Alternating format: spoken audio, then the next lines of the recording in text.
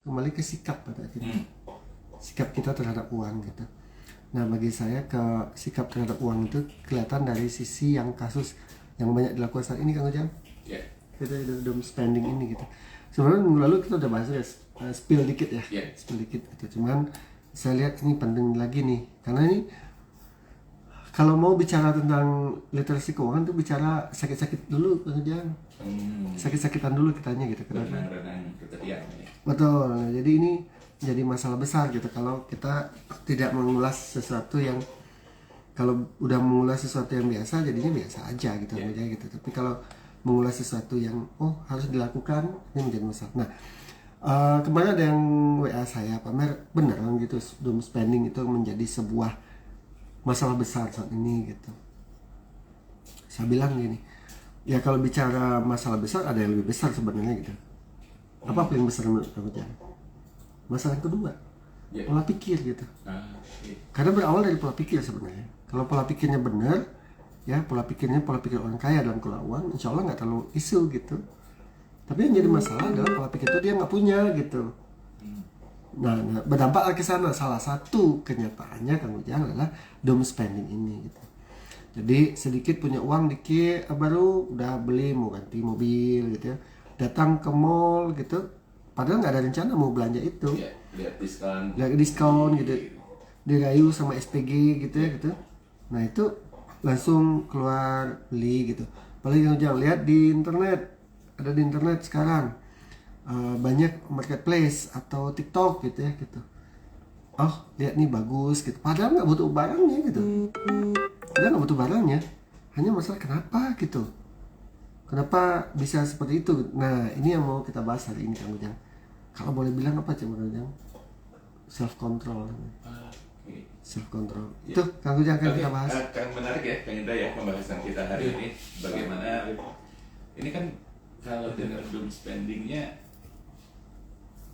kan faktor-faktornya jadi agak unik gitu ya, Pak ya. Karena di endorse oleh berbagai hal ya. Betul. Termasuk teknologi juga. Kalau boleh bilang bagi dua, Kang Ujang. Internal dan eksternal. Dari si orangnya. Misalnya kita nih, Kang Ujang. Kalau sebanyak apapun faktor eksternal, kalau internalnya sudah kuat, itu betul Kang Ujang. Ada satu variabelnya itu ya, kalau boleh bilang doom spending itu salah satu variabelnya apa coba, Kang Ujang? Variabel karena stres itu. Anak muda sekarang banyak stres, Kang Ujang.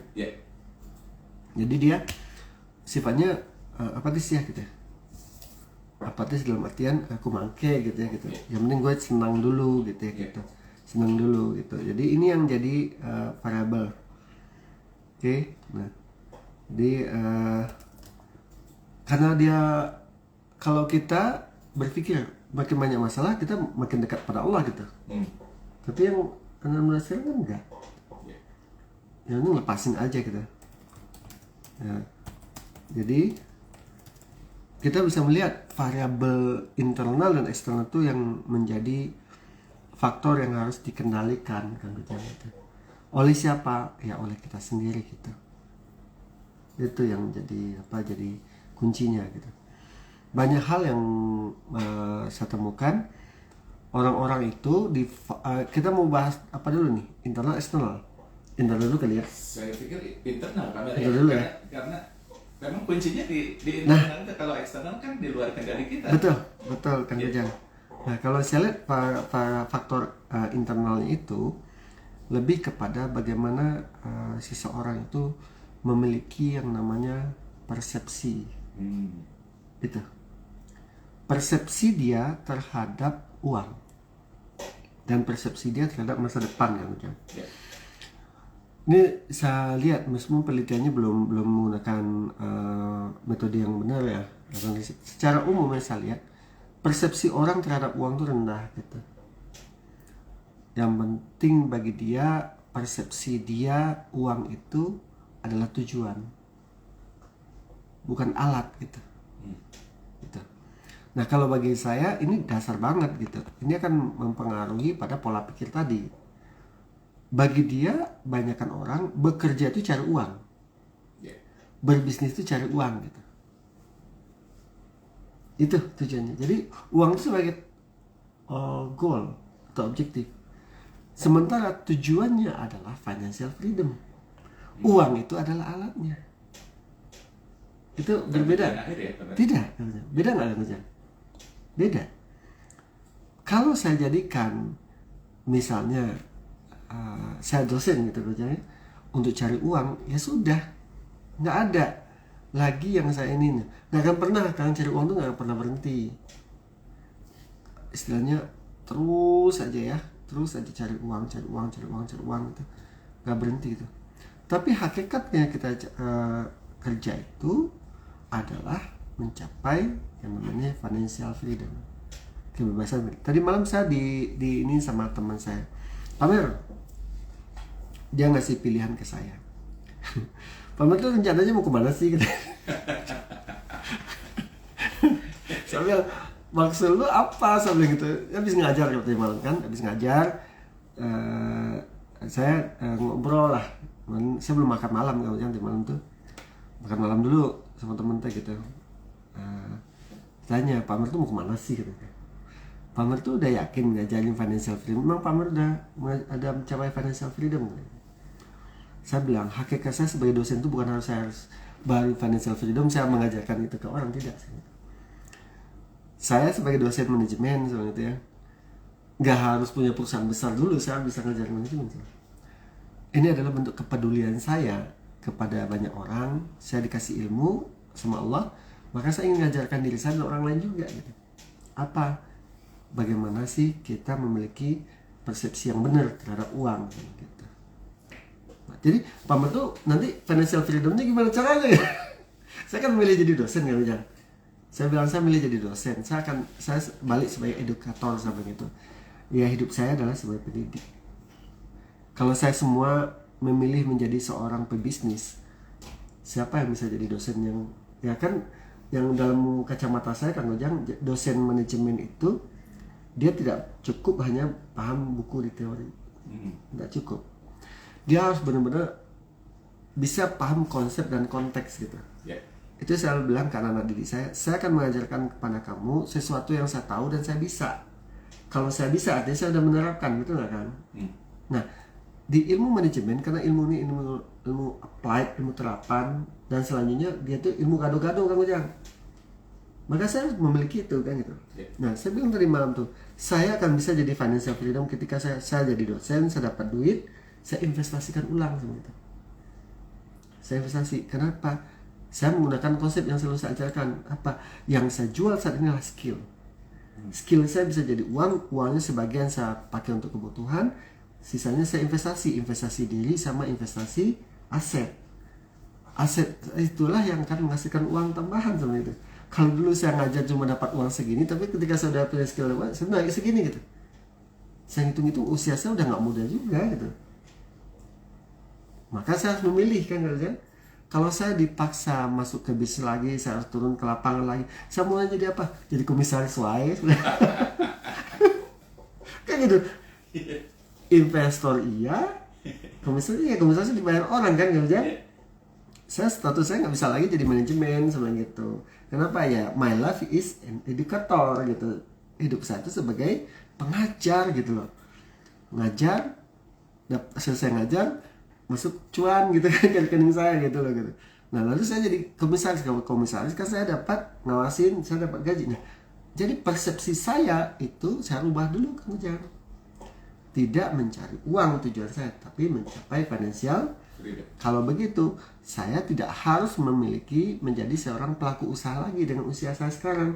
Saya jadilah sebagai benar-benar jadi seorang dosen gitu loh, yang bisa ngayomin semua orang, misalkan ngasih advice pada semua orang.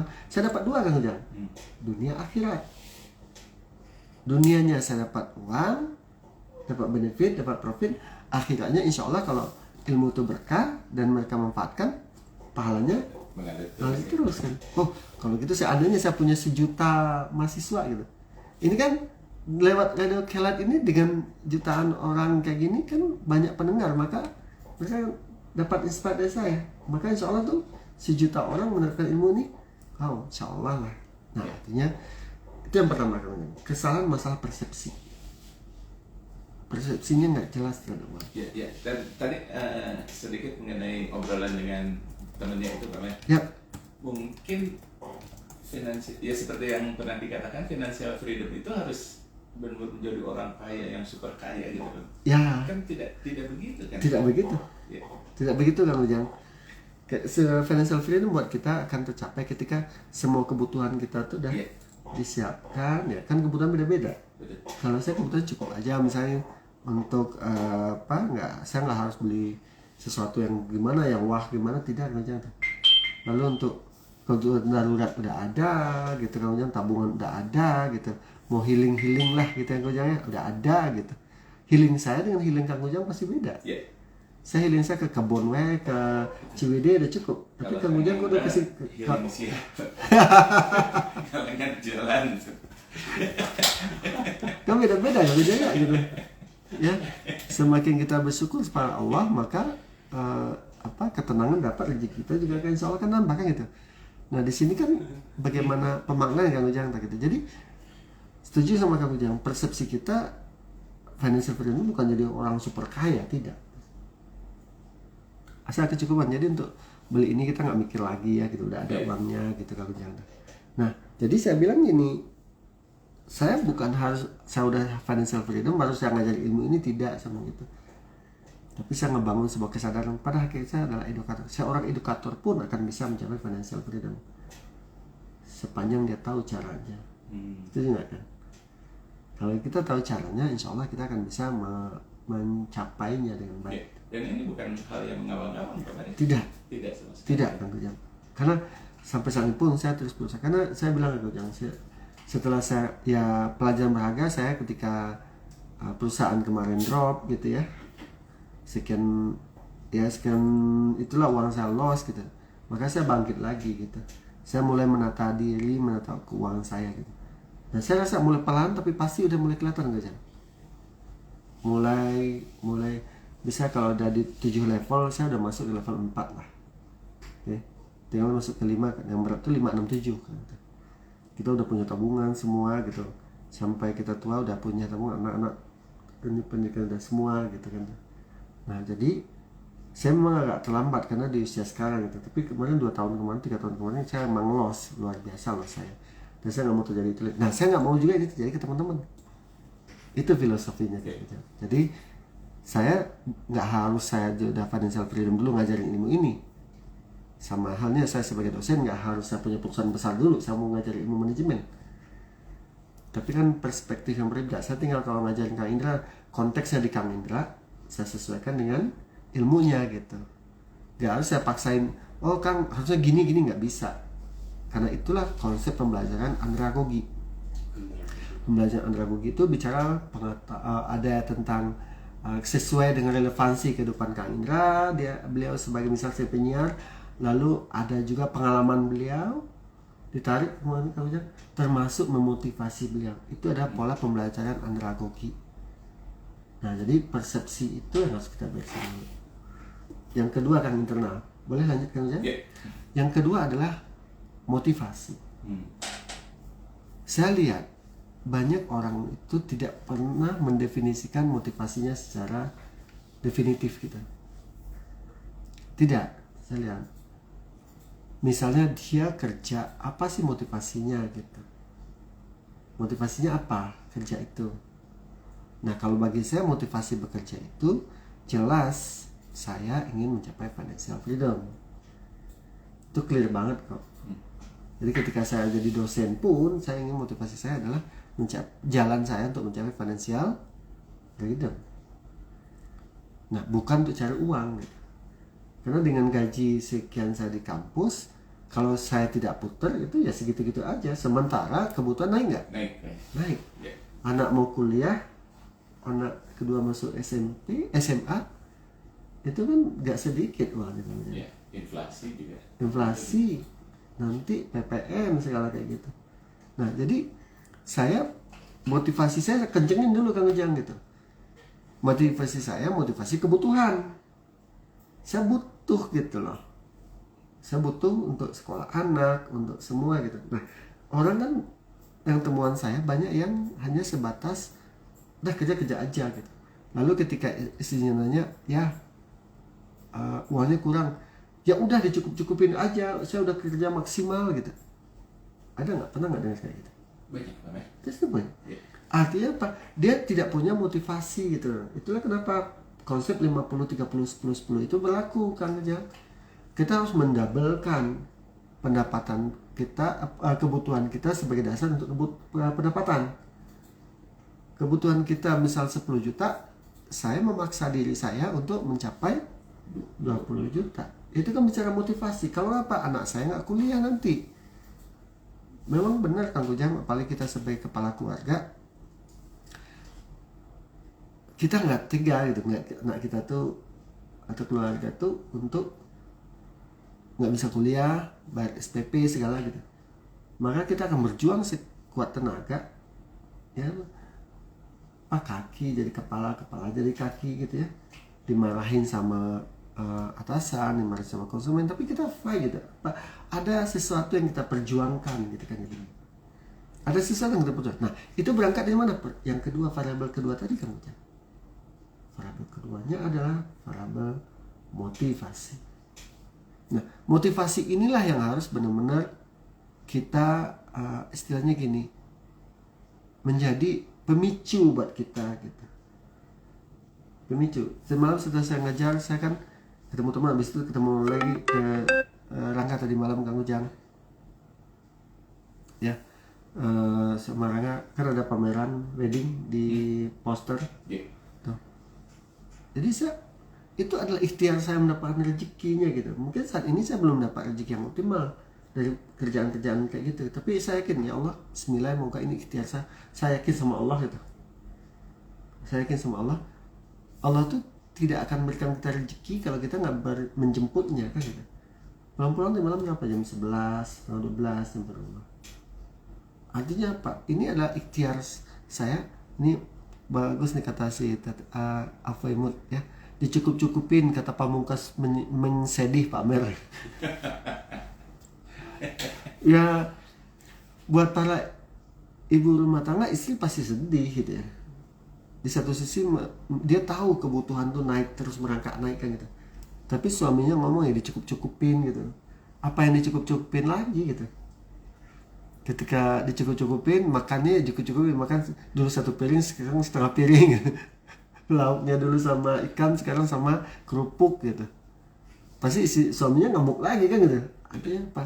Motivasi. Di situ juga harus dari dua sisi ya, Pak ya. Betul. Ketika kepala keluarga mencari tambahan. Yep. Itu uangnya juga jangan dipakai akhirnya dihambur-hamburkan lagi dan tidak cukup lagi gitu kan. Apalagi doom spending.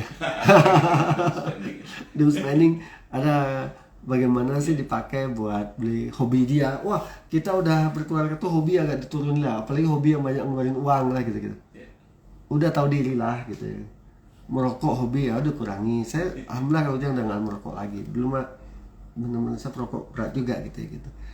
Ada kenikmatan ketika merokok itu gitu. Tapi saya mikir, waduh, satu bungkus ini habis juga gitu. Selain itu diancam juga sama istri, kalau nggak berhenti merokok kita putus. Berat. Rokoknya ini. Aduh. Ya karena ayah dulu almarhum perokok berat. Ayah almarhum dulu perokok berat. Jadi beliau merokok tuh kayak kereta api, nggak berhenti. Tambah kopi tuh. Kopi satu gelasmu gede itu. Nah itu. Ya ayah tuh baru sadar 2008 ketika kena jantungnya gitu, udah benar-benar merokok berhenti gitu. Nah jadi apalagi hobi melihara ayam misalnya, melihara burung itu kan hobi gitu.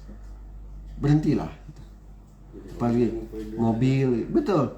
Nah itu mobil dipoles, divariasiin gitu ya gitu. Berhentilah gitu. Kenapa? Fokuslah ke kebutuhan sekarang. Sadari gitu. Yang tadi kan persepsi kan yang sadari, you are a leader of your family.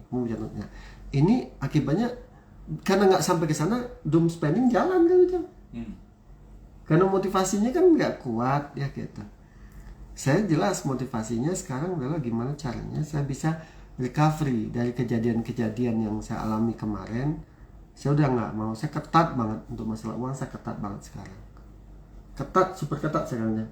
Ada teman ngajakin bisnis, saya bilang kata Elon Musk, if you want to be focused, try to say no.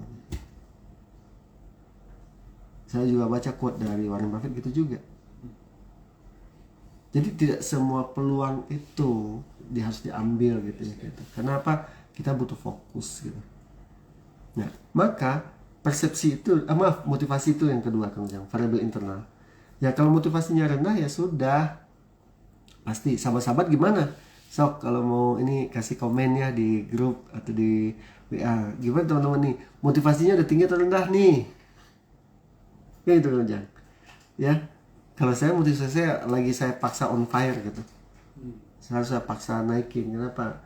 Dengan usia saya sekarang saya udah nggak ada waktu lagi untuk banyak kegiatan-kegiatan sosial. Mohon maaf Kang Ujang, kegiatan organisasi saya off kan dulu.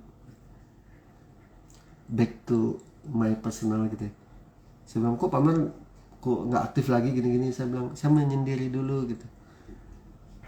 Ya saya menyendiri dulu. Saya belum bisa bagi waktu.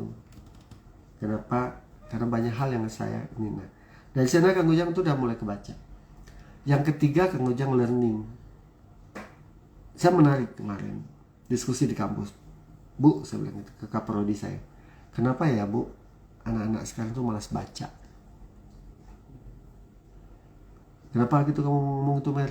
Karena saya temukan ketika anak-anak tuh bikin penelitian kajian, banyak yang malas baca jurnal. Saya kan kaget sendiri kan, kenapa ini fenomena? Kenapa? Learning itu bagi kita, orang kita tuh paling lemah. Karena orang kita saat ini lebih banyak dapatnya berpikir apa? Carl Jung tuh bilang gini, manusia tuh sulit untuk berpikir, maka dia lebih suka menjudge gitu. Kalau berpikir tuh salah satu variabelnya apa Kang Ujang? Pendukung banyak berpikir, ngebaca. Ya, betul nggak? Sementara orang kita tuh malas baca gitu. Itu yang saya tekankan ke semua sekarang. Try to read, ya, membaca gitu. Kenapa? Nah, salah satu membacanya adalah membaca literasi keuangan ini gitu. Ya, saya kemarin sehari itu saya punya target tuh membaca kemarin saya teringat juga. Boleh saya bagi di sini kan ya? Yeah. Saya ngobrol ada hari apa ya? Saya kuliah ngajar tuh hari Jumat. Hari Jumat tuh rapat tuh dengan teman saya Pak Rudi Farid, dosen ya di Utama. Dia orang di kafe, dia bilang Pamer katanya. Bapak kan sering ngajarin nih teman-teman. Terus gimana Pak? Pak, saya ingat sebuah konsep dimana gini. Rupanya itu dari Socrates rupanya, tapi si Pak Rudinya ngambil dari Bunda Teresa gitu. Dia bilang ini, orang besar berpikir tentang ide, orang menengah berpikir tentang kejadian, orang paling rendah berpikir tentang orang, ngegosip, gibah gitu. Saya mikir, tar dulu, Pak Rudi itu rasanya sih dari Socrates sebenarnya, dari seorang filsuf ya gitu. Karena saya kan lagi ngebaca tentang filsafat itu namanya. Oh kalau gitu orang-orang kita lebih banyak berpikir yang tipe yang paling bawah gitu. Mereka lebih suka membicarakan orang. Paling banter mereka banyak membicarakan tentang event, kejadian. Sejatinya kalau kita bicara financial literasi, kita bicara ide apa nih yang harus kita. Lalu yang kedua dia bilang, Pamer kalau bisa sih gini, ada konsep di DKV itu gitu. Sedikit tapi masuk gitu. Dalam nggak maknanya? Seringkali kita memberikan sesuatu itu pemahaman itu banyak-banyak tapi nggak masuk gitu loh. Maka Pamer kalau bisa tentang literasi keuangan ini sedikit tapi masuk gitu. Oh saya teringat jadi konsep 357. Konsep 357 adalah gimana kita bisa memahami. Yang paling banter kita ingat kan cuma 3, kalau nggak 5 maksimal 7. Itu ilmu orang psikologi kan gitu. Oh iya gitu. Apa konsepnya gitu? Akang teteh kalau bisa setiap hari itu ada satu konsep literasi keuangan kita dapat gitu. Ada satu. Jadi jangan borong sekalian gitu loh gitu. Tapi kedalamannya gitu. Sedikit tapi masuk. Gitu. Nah, ini kan apa istilahnya? Dalam. Nah, dalam konsep literasi keuangan ini ilmunya satu dapat langsung diterapin harusnya gitu. Contoh sekarang kan gitu, persepsi kita sebenarnya tentang uang, bahwa uang itu bukan tujuan, tapi uang itu adalah tool untuk tujuan kita tetap apalah financial freedom. Itu dulu declarekan, oh ya bismillah nih saya nih, karena dengan kondisi kita saat ini kita wajib punya kerangka berpikir financial freedom is the objective, money is a tool, kan gitu kan. Lalu yang kedua, motivasi kita tingkatin. Motivasi kita ketika kita saat ini harus fokus membangun financial freedom dengan mencari uang. Uang itu harus benar-benar kita optimasi. Ingat konsepnya, dapat uang pakai sebagian kecil untuk kebutuhan, sisa sebagian besar dipakai untuk apa? Investasi ada dua, investasi buat diri sendiri, investasi untuk aset. Agar apa? Aset itu bisa menghasilkan uang. Uangnya dapat kembali, naik lagi, kita untuk kebutuhan, naikin lagi investasi, maka itulah uang yang menggulung. Ada sebuah buku, saya lupa ya bukunya, Money Game Changer, money apa gitu ya gitu, bahwa sejatinya kita melakukan permainan itu seperti itu gitu. Jadi jangan uang itu di keep gitu ya, apalagi kita malas-malasan cari uang, jangan gitu. Pada titik tertentu kita akan ketemu gitu bahwa oh ya, janganlah doom spending ya, supaya kita bisa mempercepat uang itu kita permainkan. Tapi kalau kita udah doom spending, uang kita keluar, doom spending tadi jelas bagaimana kita mengeluarkan belanja gila-gilaan, bahasanya kalap akhirnya, kalap gitu. Wah yang penting nih bagus di barang ini gitu luar. Lalu kalau uang kita udah keluar, kita udah nggak bisa mainin uang kita lagi gitu. Tapi kalau uang kita masih di kita mainkan di emas, kita mainkan di saham, kita mainkan di properti itu, maka bisa nggak Kang Ujang kita mainkan? Bisa. Di situ esensinya. Jadi kalau begitu, learning ini yang penting sekali. Learning. Nah, itu variabel-variabel yang keempat adalah sikap kita terhadap uang. Bagaimana sikap kita terhadap uang? Saya bilang gini, banyak orang dulu, contohnya saya rada-rada ini juga gitu. Dikasih uang 100, 500 ribu sekali ngajar, kecil gitu. Udah, beli aja ini gitu. Sekarang salah saya gitu. Uang 100 ribu buat saya, kalau saya puterin itu jadi gede gitu. Saya kan harus bicara opportunity cost, ya kan gitu. Idle capacity, betul kan? Pak Mer diundang di sini, enggak kecil, itu dulu, gitu ya. Kenapa? Saya lebih mendahulukan profit daripada benefit. Sekarang ketika kita mau mendahulukan benefit, maka portofolio kita naik nggak? Naik. Orang tahu kita nggak? Nah, maka sedikit uang itu akan saya optim. Nah, di sinilah gunanya attitude tadi, sikap kita terhadap uang. Nggak bisa lagi abai kita kan. Jangan abai sikap kita terhadap uang. Kenapa? Uang itu harus benar-benar kita hargai gitu. Nah, itu yang terakhir Kang Ujang adalah personality, kepribadian kita terhadap uang. Kalau bagi saya sih, bagi saya orang yang mengelola uang pada situasi kepribadian itu harus ekstrovert menurut saya. Kenapa? Kita perlu banyak diskusi kayak ini sekarang nih. Bagaimana sih kita dalam program financial literacy itu ya kita diskusi sama orangnya gitu. Nah, variabel 5 ini variabel pengaruh. Nah, baru variabel eksternal nanti pengaruh salah satu apa namanya keluarga. Keluarga tuh pengaruh juga. Tapi eksternal. Eksternal dari diri dia gitu. Keluarga itu saya bilang salah satunya adalah gimana kita bisa istilahnya gini kan Ujang. Membuat kesepakatan. Saya mencoba untuk bikin kesepakatan dengan misalnya saya minta teman-teman bikin kesepakatan dengan pasangan hidupmu gitu. Kenapa gitu Pak Mer? Kenapa? Harus barengan gitu. Barengan. Saya contohnya, saya punya, udah titip ya uang ini gitu. Udah titip aja. Dia ngelola, saya percayakan uang. Itu kan seperti itu. Nah, maka harus ada kesepakatan. Itu family. Yang kedua apa? Lingkungan sosial ya Jang. Lingkungan sosial pengaruh juga. Kita berteman sama siapa? Ya alhamdulillah sih kalau saya berteman dengan Kang Ujang, Kang Indra, saya terbawa juga sih. Terbawa positif maksudnya. Kita mah di sini healing. Iya kan? Terbawa galau. Bukan. Kan circle saya di Kelet bukan circle orang yang jujuran misalnya gitu. Yuk kita dugem misalnya, kita ke mana Kang Ujang, ke kafe dan sekarang enggak.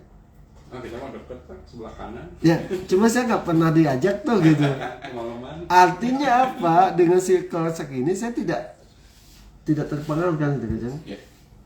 Kamu bisa bayangkan kalau circle kita tuh orangnya suka dugem misalnya gitu, suka jalan-jalan kemana ya gitu.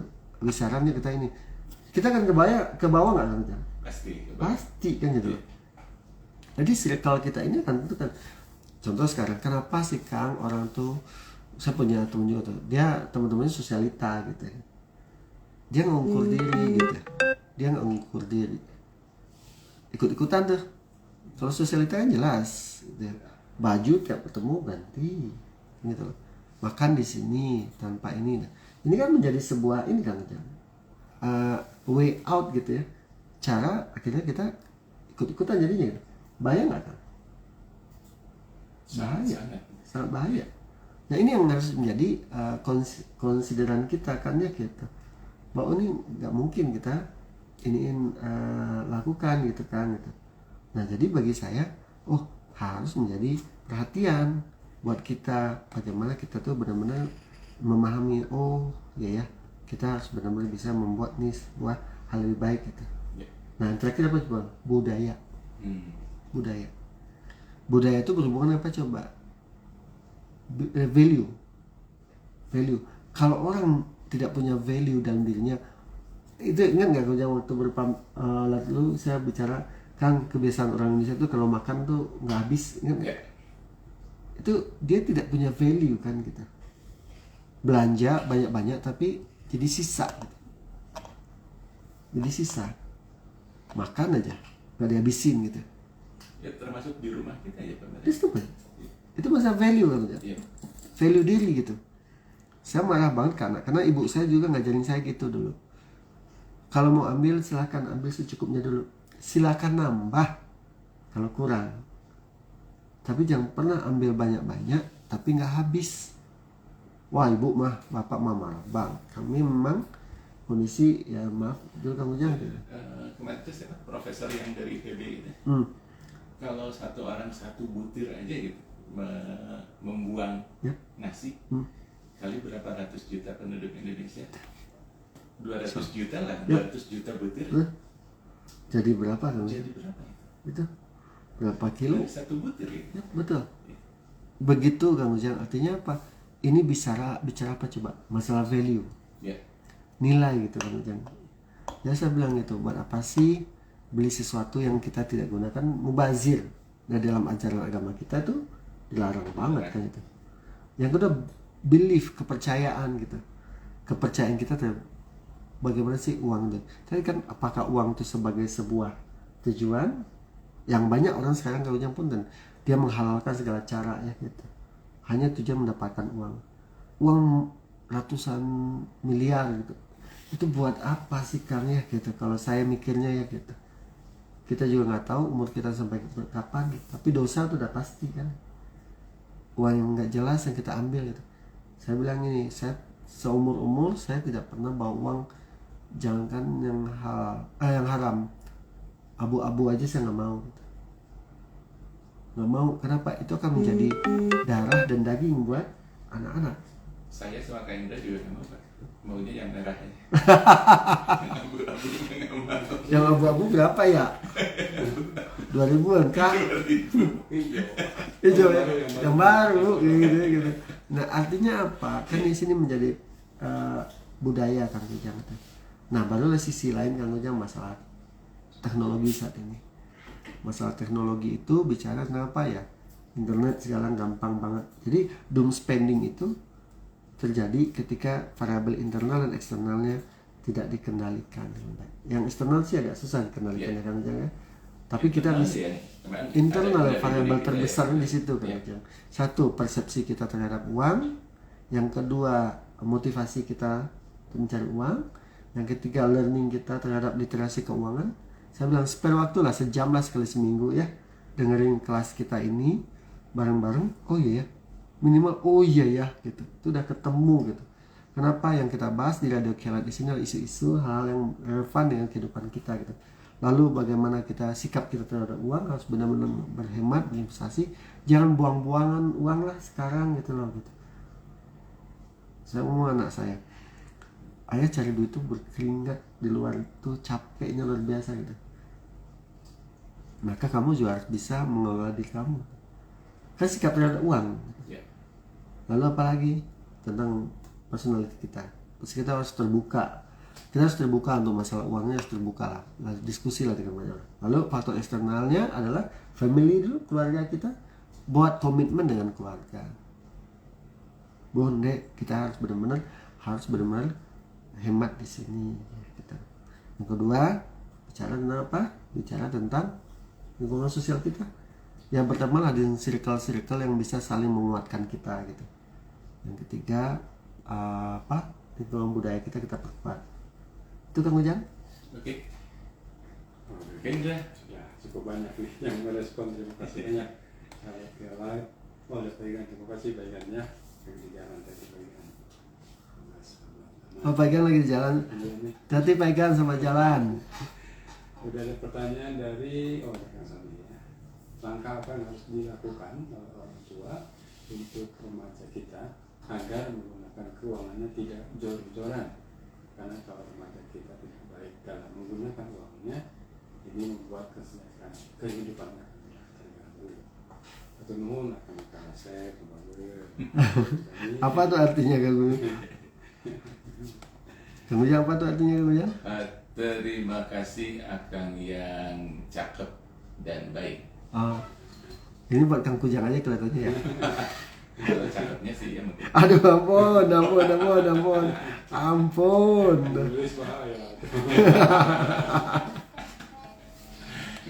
Canda. Jadi kalau kita lihat sih Kang Ujang kan konsepnya kelihatan ya, bahwa kita tuh benar-benar harus benar mengajarkan itu ke anak. Kalau saya sih sederhana.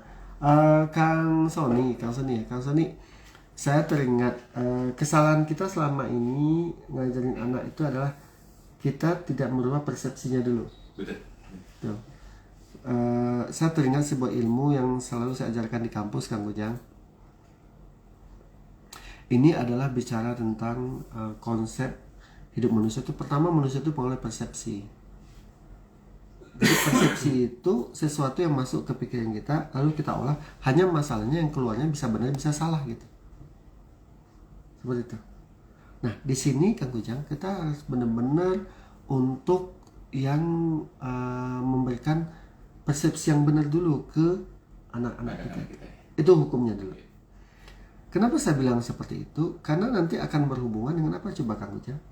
Akan berhubungan dengan konsep diri gitu. Nah, contoh saya lakukan nih, ini saya lakukan nggak cuma teori ya Kang gitu. Saya punya 2 orang putra, ya, SMA dan SMP. Nah lalu saya benar-benar ngajarkan ke mereka itu untuk apa coba Ujang? Untuk kehidupan mereka ke depan mau seperti apa. Ketika di mobil, apa yang saya ajarkan ke mereka Kang Ujang? Saya selalu mengajarkan ke mereka itu, oh ada ketemu orang, lihat Kang Ujang ya, lihat orang, oh nah itu ada yang mohon maaf, ada yang minta-minta, ada yang kan di Antapani itu Kang Ujang sering kali itu teh ini setiap Jumat tuh ada yang membagikan kayak Jumat berkah itu Kang Ujang. Jadi jam 5:30 tuh udah ngantri itu depan rumahnya. Saya bilang ke anak saya, tuh nak, kamu mau seperti itu? Sebenarnya gampang banget saya ngomongnya. Kamu mau seperti itu nak? Enggak. Terus ada lagi di jalan ada pemulung gitu Kang Ujang. Saya tanya, kamu mau seperti itu nak? Geleng-geleng gitu. Geleng-geleng.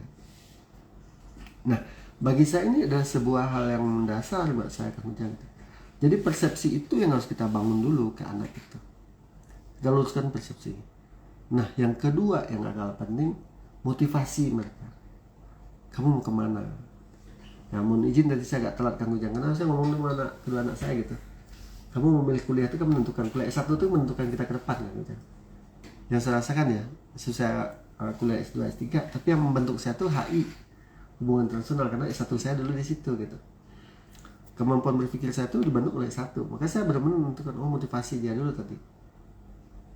Yang ketiga baru learning. Nah disinilah Kang Sony, di tahap learning inilah kita harus benar-benar memberikan contoh ke mereka itu. Jadi kalau Kang Sony ingin mengajarkan mereka untuk berhemat, ya Kang Sony juga harus menunjukkan kita berhemat. Yeah. Kalau Kang Sony ngajarin berhemat, tapi Kang Sony jor-joran gitu, beli sesuatu doom spending juga gitu. Ingat ini, beli velg motor yang bagus, ganti gitu. Bentar kan nggak perlu buat kita gitu. Beli ini ya bagus nih, mobilnya dimodif gitu ya kan, divariasi gitu. Sebenarnya kita nggak butuh itu sebenarnya, tapi Kang Sony lakukan. Maka si anak akan melihat, mendengar, merasakan. Maka dia akan cepat meniru. Itu yang disebut dengan andragogi tadi kan. Jadi pembelajaran andragogi itu pembelajaran yang memberikan apa? Relevansi. Ya kalau relevansi, bapaknya jor-joran beli modif motor, modif mobil, kan relevansi dengan apa yang dikatakan. Nah kamu berhemat ya, bapaknya nggak berhemat gitu. Nggak nyambung kan gitu. Yang kedua memberikan pengalaman. Ya, Pak Kang Sony sendiri memberikan pengalaman jelek ke anak gitu. Oh iya, ayah aja gitu, ngapain juga saya gitu berhemat, ayah aja jor-joran gitu, dah kenal lagi kan. Nah selanjutnya apa coba katakan kerja? Selanjutnya adalah bicara tentang yang namanya motivasi. Kang Sony tadi memotivasi mereka nggak? Nah lalu ini penting sekali kita mulai menunjukkan sikap dia terhadap menghargai uang. Saya pun kadang-kadang sekarang nih Pak Ikan juga bilang, Pak Mel aku juga ngumpul uang koinnya. Tadi saya di rumah ngelihat koin 500 segini udah penuh gitu. Saya minta lagi sama Bu, minta lagi dong ini apa namanya, toples gitu. Kenapa gitu ya? Ini udah penuh yang gopay, tapi yang 1000 nggak penuh. Karena 1000 tuh kan tipis-tipis kecil ya gitu. Kalau yang 500 koinnya kan cepat penuh gitu. Jadi toplesnya yang kecil gini apa Mel? Kata dikasih yang tinggi gitu, coba kapan penuhnya gitu. Ya kadang-kadang kalinya saya habis makan di kantin misalnya gitu, di mana Kang boleh nggak minta ribuan, tukar ya gitu, bisa dapat 10, tapi yang 1000 10-nya sedikit gitu. Yang gopay itu cepat penuh gitu. Nah artinya apa? Kita harus benar-benar istilahnya Kang Ujang, sikap kita terhadap uang. Kalau ada uang di lantai jatuh tuh gopay itu saya ambil, saya simpan. Kata anak-anak, ayah tuh ya tetap, inilah sikap sebenarnya. Kita menghargai uang nggak sih gitu. Karena ayah tahu cari uang itu susah, nggak mudah gitu. Nah, setiap uang jatuh, koin saya simpan, gitu, saya masukin. Hal kecil itu kan sikap kita uang, kita menghargai uang gitu kan. Nah, lalu personality kita terhadap, dan saya juga banyak belajar gitu, Lalu family itu paling dekat Kang Sony. Kang Sony harus benar-benar ngebentuk anak itu dari keluarga. Make a commitment, Akang sama si Teteh. Terakhir dengan siapa sosialnya kan? Berteman sama siapa ya, kita kalau bisa sih Kang Sony kepada anak, saya juga kan anak di SMA 1 atau SMP 2, saya juga nunjukin ke mereka gitu. Salah satu kenapa anak saya masuk negeri, bagi saya untuk mengajarkan social skill gitu ke mereka gitu. Nah terakhir adalah budaya, belief, habit sama value, nilai-nilai kita terhadap uang gitu, itu menentukan. Itu Kang Sony, agar insya Allah dengan gitu dia akan punya modal yang kuat memasuki masa remajanya, masa dewasanya, bahkan ketika udah nggak ada, mereka udah siap. Itu Kang Sony. Sini ada lagi dua ya, pertanyaan dia. Yang kesukaan saya membaca keadaan ekonomi, jadi saya selalu dengerin info hal ekonomi. Yep. Agar pengelolaan keuangan yang kuat dan nambah bijaksana. Tapi saya tetap berbagi dengan saudara pelaku usaha kecil. Nah, betul Kang Sony suka membaca keadaan ekonomi ya gitu. Artinya apa? Betul kan tadi Kang Sony? Karena banyak sekali orang malas membaca, dia nggak ngerti doom spending dan akibatnya. Ya kalau kita di orang media kan dimaui satu hal ya Kang Ujang ya. Kalau saya lakuin ini apa nanti dampaknya seperti apa. Nah ini akan menjadi clue gitu. Jadi suka tidak suka ini akan menjadi poin bahwa doom spending, belanja berlebihan, kalap, tidak terkendali, harus kita minum. Nah, apa yang harus kita lakukan? Penguatan kepada konsep diri tadi, persepsi kita terhadap uang, tujuan kita apa, financial freedom, ya. Lalu istilahnya gini, kita harus benar-benar bisa fokus ya, kita fokus mengunci bagaimana sih kita mulai berpikir, oh iya ya, tujuan saya adalah bagaimana kita optimasi daripada impian kita untuk mencapai financial freedom. Kemudian learning, belajarlah setiap hari kan ya tentang literasi keuangan sedikit. Insya Allah kalau di grup kita kan belajar tuh, sahabat-sahabat silakan gabung ke grupnya ya, Radio Kelite ya, Financial Freedom ya, bisa nanti gabung ke nomornya. Poinnya adalah kita bisa terus belajar setiap hari gitu. Itu Kang Ujang. Oke, berikutnya. Saya sambil minum Kang Ujang. Oh, kita udah duluan. Ada Kang Nandi itu Rangga, waduh, terima kasih. Siang Pamer, kenapa di saat sekarang itu ekonomi tidak bekerja? Ini Pamer paling pas itu harus investasi ke apa? Musik, tanah, rumah, emas. Yang mungkin kalau kita perlu mengikat bisa cair dan menguntungkan. Tapi kalau berinvestasi ke tanah dan rumah, sudah dicoba betul menguntungkan berlipat. Tapi di saat perlu mendadak ya agak lama sih. Jadi kapan itu kan bagi dua aja, bagi-bagi aja ya. Biaran ya nanti ya. Ya, saya sih ada proporsional ya Kang Nandi. Kalau kita berinvestasi itu konsepnya selalu ditekankan apa, jangan pernah taruh telur dalam satu keranjang. Itu ini. Nah kalau saya sih lebih baik porsi, kalau dalam kondisi tidak baik-baik saja, saran saya nih, sebagian ada yang untuk yang liquid, sebagian tidak liquid. Nah yang liquid tadi kan untuk rumah, tanah ya gitu. Nah yang liquid misal emas atau deposito itu bisa. Nah, lalu presentasinya berapa kan itu pelajarannya. Kalau saya lihat sih sekarang lebih baik di angka 60-40. Pertimbangan saya kenapa yang 40 itu adalah yang non liquid gitu.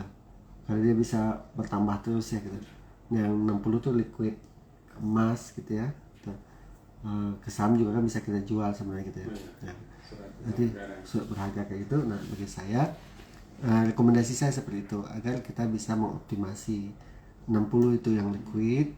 Jadi emas itu kan naik kecepatannya ya, harganya gitu. Emas kujang udah optimal ya, beratnya berapa kilo. Tapi beberapa bulan kemarin berkurang, kelihatannya Mas Indra deh. Kalau Mas Indra kan berturunnya apa slow, kelihatannya nggak turun-turun malah. Nah itu Kang Indra, jadi ada proporsional Kang Indra, jadi ada yang liquid dan non liquid, jadi jangan semuanya ke emas juga ya gitu. Mungkin yang liquid tadi contohnya salah deposito emas gitu ya, yang benar-benar ya perak juga kan bisa. Ada juga banyak instrumen-instrumen seperti itu ya gitu. Saham juga kan bisa cepat kita jual sebenarnya. Kalau ya cuma kan tadi liquid itu kan kita mau liquidnya kan gitu, itu yang isunya kan sana. Untuk memilih saham juga kita harus hati-hati memilih sahamnya ya kan gitu. Ada kan kalau di penawaran di bursa efek juga kan banyaknya. Betul, pilihan-pilihannya. Betul. Dan nominalnya juga tidak besar-besar ya. Ya, ada betul. 100.000. Betul. Itu jadi pilihannya bisa dapat lah gitu. Ya, jadi kalau yang haram mah enggak deh. Saya juga nggak mau Kang Nandi dapat dosanya juga kayak gitu. Kang Nandi yang dosa kita kan nggak tahu tuh haram. Ya sebagai temannya, sebagai ininya saya juga mikirin kan enggak ya gitu.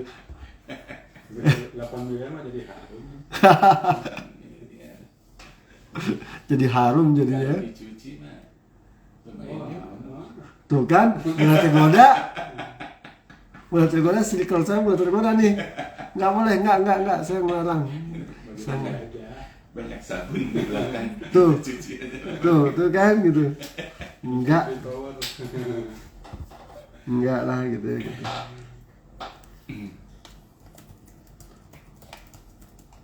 Oke, lagi. Untuk yang lain silakan sahabat Kerak, bisa juga Anda kembali WA atau telepon WA-nya di 0812 203 1972 nya. Sekali lagi untuk WA yang juga bisa ditelepon 0812 203 1972. Satu lagi ya, Pamer orang yang tangguh di kejadian ekonomi 1998 rata-rata masyarakat yang cerdas dalam mengelola keuangan. Contoh bapak saya waktu berdagang, duitnya selalu disisihkan untuk beli emas. Kalau sudah beli emasnya dibelikan kambing. Kalau sudah banyak kambingnya dijual terus buat sewa sawah. Walaupun dagangannya gampang bangkrut, tapi hasil dagangannya ada, yaitu berupa beli sawah dan kebun. Walau sawah kebunnya kecil. Gitu. Tuh. Jadi rata-rata cerdas. Oke. Nah, inilah kecerdasan yang kadang-kadang kita tidak sadari ya di orang tua kita. Mereka pasti ke sawah ya gitu. Hanya masalah sekarang kan kondisi perubahan itu begitu cepat kan Ujang. Teman-teman saya juga bilang gitu, Pamer udahlah saya diajarin ayah dulu beli tanah, itu betul. Cuman percepatannya sekarang betul. Itu kan artinya apa? Apalagi kondisi ekonomi seperti sekarang kan. Itu menjadi isu ya gitu. Atau ada peluang kan sekarang 100 hari lagi Ramadan. Berarti 130 hari lagi Idul Adha. Nah inilah kejelian ini yang harus kita ini. Kalender of event per tahun itu bisa jadi peluang yang nah, lebih. inilah bagian daripada literasi keuangan.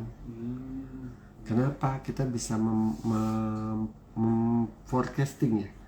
Saya juga sekarang kan di rumah makan tuh di Bu Nenden lagi prepare tuh untuk persiapan Ramadan. Jadi Bu Nenden ada nanti manajemennya udah mulai, oh Pamer kita butuh ini nih sekian gitu ya gitu. Jadi saya bilang ini ke teman-teman, kita jadi pengusaha, kita jadi wirausaha, titik tumpul kita bikin keputusan adalah keuangan gitu. Itu kenapa? Jadi gaspolnya boleh di marketing, tapi endingnya tetap keuangan gitu. That's the point. Boleh rekrut karyawan, tapi startingnya kondisi keuangan. Boleh investasi alat segala, tapi startnya keuangan. Nah, disitulah kemarin ada di grup kita bahas kemarin kan, literasi keuangan itu tidak hanya masalah keuangan pribadi, tapi juga literasi keuangan itu berhubungan dengan keuangan perusahaan atau bisnis kita. Nah, ini yang harus kita utamakan gitu, pahami.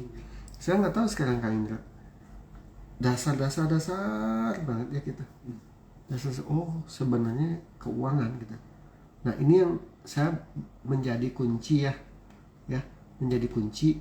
Kita di Radio Kelight dengan program ini semoga bisa memberikan sedikit kontribusi lah kepada banyak orang bahwa kalau mau mulailah dari uang gitu. Bukan kita menakut-nakutin, tidak. Kenapa? Kualitas keputusan kita tuh endingnya nanti dilihat dari keuangannya gitu. Nah ini yang harus kita kunci. Itu Kang Ujang. Ya. Nah, Pamer, seperti yang Pamer katakan dulu, membicarakan uang ini kan boleh dibilang agak tabu. Kemudian orang juga agak risih gitu. Betul. Ya, Pamer ya. Betul. Apalagi kita membicarakannya dengan keluarga, bilang, wah, pelit lah, itulah. pengalaman ya. Memang tantangannya cukup berat ya, Pamer. Ya, betul. Karena itu Kang Ujang itu bicaranya tadi tentang persepsi. Ya coba lah Kang Ujang cek aja dari kita kecil lah. Ada nggak sih ayah ibu tuh bicara tentang keuangan sama kita? Nggak pernah. Apa kata ayah? Udahlah, untuk urusan cari uang itu urusan ayah. Kamu belajar yang benar aja. Sebenarnya ayah lupa pembelajaran paling utama selain agama itu adalah uang. Kenapa? Disitulah pembelajaran kita untuk mulai berpikir, Kang Ujang. Berlatih untuk berpikir. Kadang-kadang kita nggak paham. Ya, seandainya, maaf Kang Ujang, ayah dulu, ibu dulu ngajarin saya untuk dagang. Gitu. Saya berpikir, Kang Ujang. Ya, terlepas waktu itu saya dalam tanda kutip kondisi yang memaksa saya, kondisi ayah ibu dulu di sana, kondisi yang pas-pasan ya gitu. Tapi bagi saya bicara tentang uang, saya dipaksa untuk berpikir gitu. Dan kerasa juga selama saya kuliah Kang Ujang, saya berpikir. Selama saya kuliah, karena saya pas-pasan ayah udah bilang dulu, kalau kamu nggak masuk negeri pulang katanya. Artinya starting pointnya di mana Kang Ujang? Uang.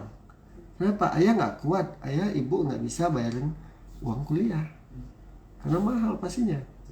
Nah saya berpikir gitu, oh iya ini tuh pelajaran dari Allah tuh ke saya gitu. Dulu saya komplain, ya Allah kenapa saya terlahir di keluarga miskin?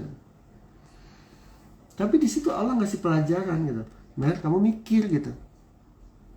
Kamu mikir gitu loh. Nah, berpikirlah saya tuh Kang Ujang. Sampai saya nyari beasiswa sendiri gitu ya.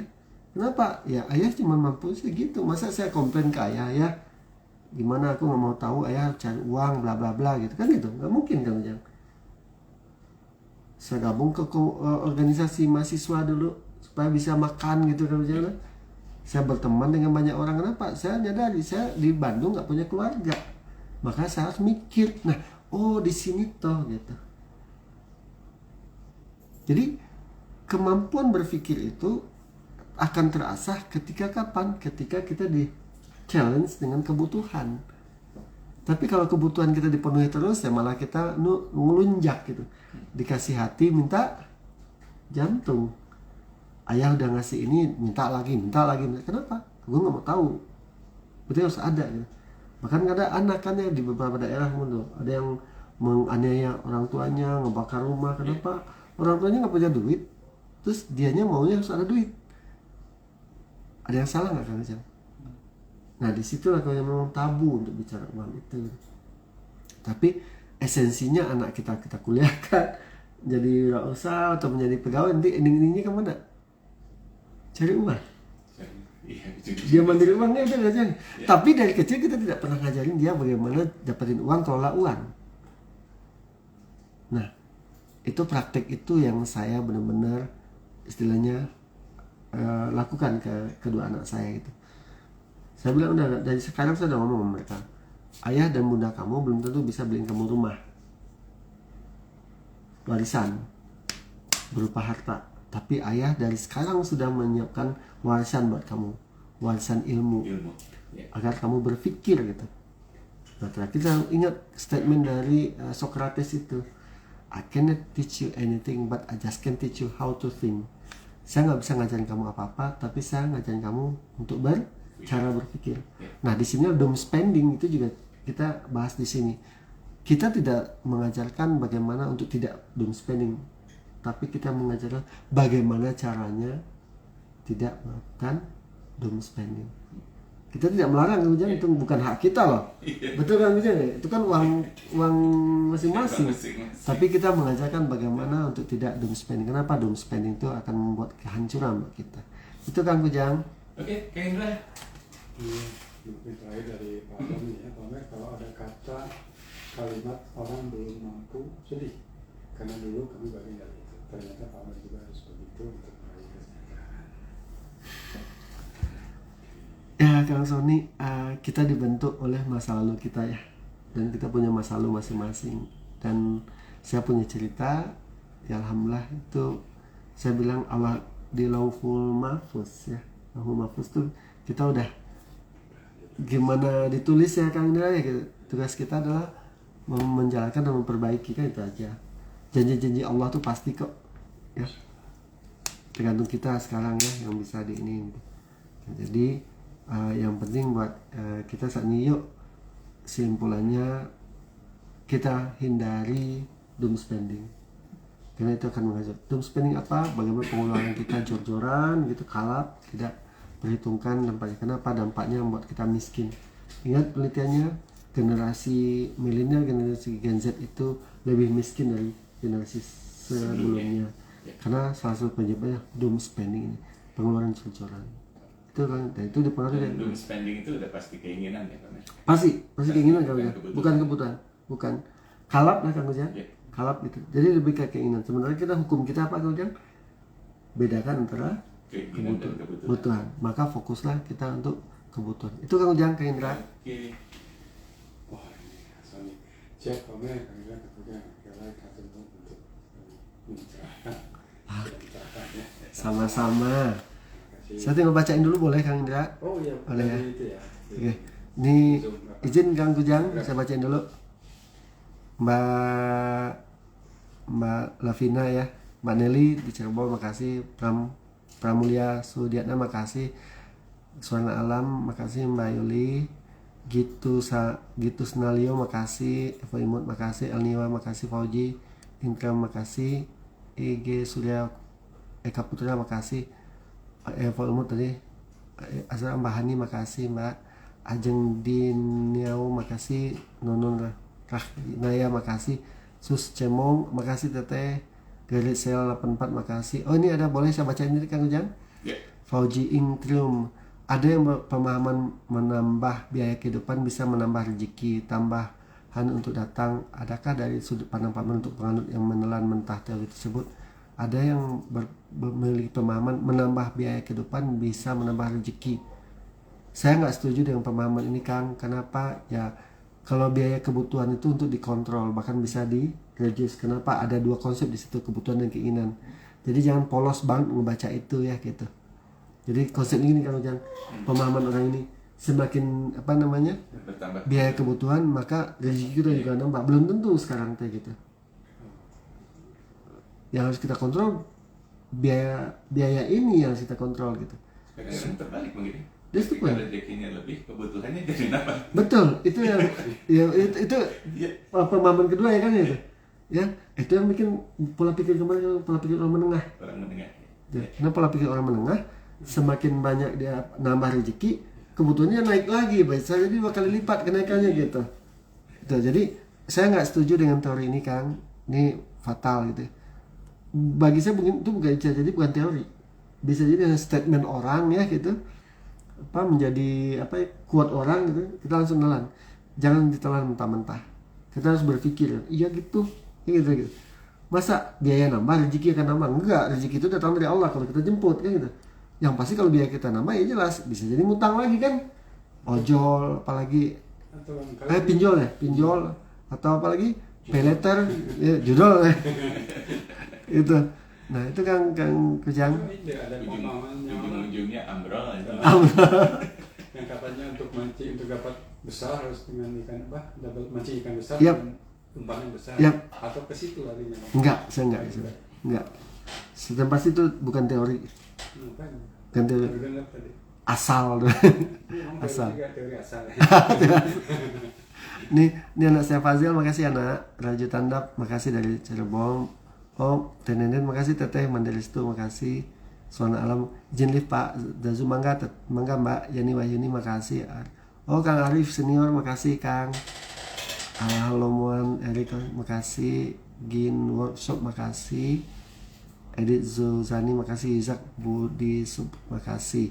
Dari Kelet, Kang Ujang boleh Kang Ujang? Ya. Kok nanti kebaca sama kita. Ini Wiwi Kartiwi 25 makasih, Anatami 09 makasih, Ratnas Aas makasih, Sangali 116 makasih, Eri E13 CL makasih, Seli Zen makasih, Pasa Kiki makasih, Elvin Fredlin 15 makasih, Gita Belis makasih, Kamana Gus makasih, Gun Oni makasih, Nono makasih, Egit Kurnistasari makasih, Wayong Jaya Laksana makasih, Ogan Motret makasih, Andresmu 71 makasih, Roni Betet makasih, Sinta Inta makasih, Tony Napitupulu makasih.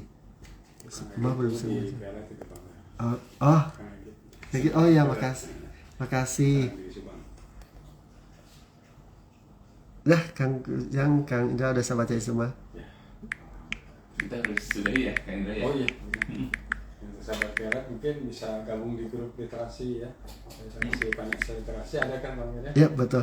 Sudah di-share juga di status ke live, yang belum silakan Anda bisa bergabung di grup WA. Oke, terima kasih Bang ya. Sama-sama. Terima kasih. Insyaallah minggu depan ya Kita jumpa kembali. Ya. Hari Minggu ya. Literasi Corner. Oke. Dan sahabat Perak semua semoga sukses ya untuk bisnisnya. Baik, saya dari